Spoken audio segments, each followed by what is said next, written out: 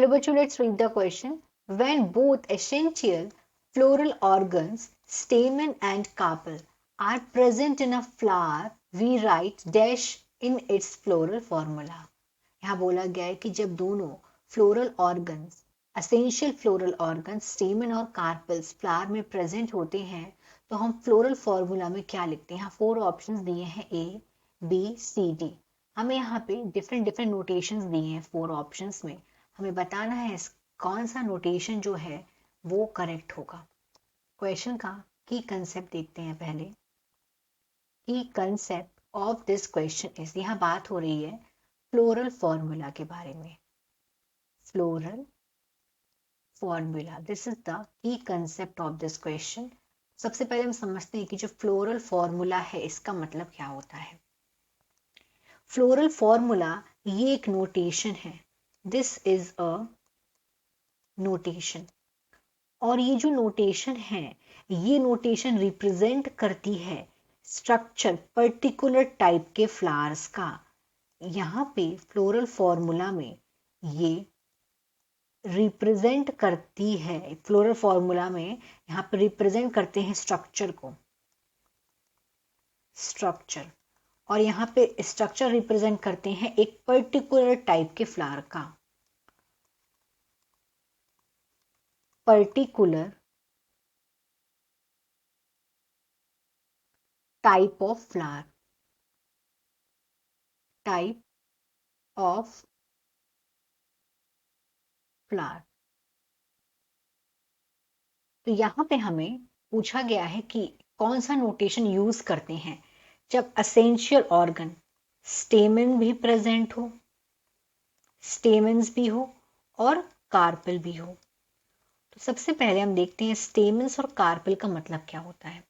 स्टेमन जो है this is male reproductive part of flower, और जो कार्पेल है this is female reproductive part of flower.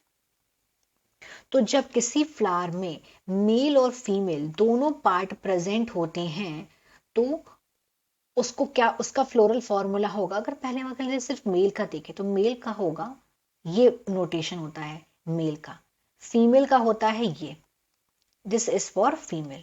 और वहीं अगर देखें बाइसेक्सुअल का, जहां पे मेल और फीमेल दोनों प्रेजेंट होंगे उसको बोलेंगे बाइसेक्सुअल। तो बाइसेक्सुअल के लिए जो नोटेशन होगा वो होगा ये, यहाँ पे मेल और फीमेल दोनों प्रेजेंट है। और इसको बोलते हैं बाइसेक्सुअल फ्लावर, क्योंकि ऐसे फ्लावर्स जहां पे male as well as female दोनों प्रेजेंट हैं उन्हें बाइसेक्सुअल फ्लावर्स बोलते हैं। अब बाइसेक्सुअल फ्लावर के अगर हम एग्जांपल देखें कि बाइसेक्सुअल फ्लावर प्रेजेंट कहाँ होते हैं, तो ये प्रेजेंट होते हैं एक तो फैबेसियाई फैमिली में, this is present in Fabaceae family. और ये सोलानेसियाई फैमिली में भी होते हैं, it is also present in Solanaceae family. Fabaceae family को पी फैमिली कॉमनली बोलते हैं और सलोनेसियाई फैमिली को पोटैटो फैमिली बोलते हैं। तो यहाँ पर राइट आंसर हो जाएगा हमारा ए। बी और सी नहीं होगा क्योंकि बी में ये female reproductive, male reproductive part को शो कर रहा है बी वाला, और सी वाला कर रहा है फीमेल रिप्रोडक्टिव पार्ट को। और डी में जो यहाँ पर नोटेशन देखे रखा है डी में, ये वाला नोटेशन होता है सिमेट्री के लिए।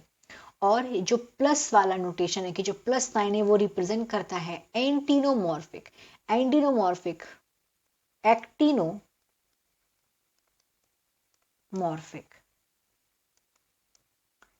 एक्टिनोमॉर्फिक मतलब होता है radial symmetry, this is radial symmetry.